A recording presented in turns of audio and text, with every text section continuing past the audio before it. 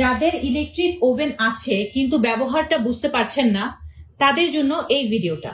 দেখুন এখানে আপনারা যা দেখতে পাচ্ছেন এগুলোকে বলা হয় নব।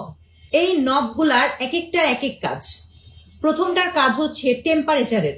দেখুন 100 থেকে 250 পর্যন্ত টেম্পারেচার এখানে দেওয়া যায়। এরপর আসি ফাংশনে।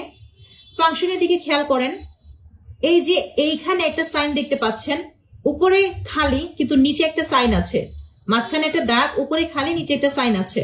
তার মানে যদি আপনি এইদিকে ঘুরিয়ে দেন, এই নবটাকে এইদিকে ঘুরিয়ে রাখেন, তবে এটা শুধু নিচের দিক থেকে তাপ দিবে, উপর দিক থেকে দিবে না।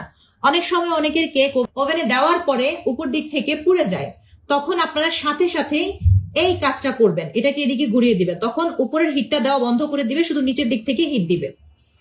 আর নর্মালি আপনারা এইভাবে করে দিয়ে রাখবেন, এই জায়গাটায় আপ ডাউন হিট অন থাকবে।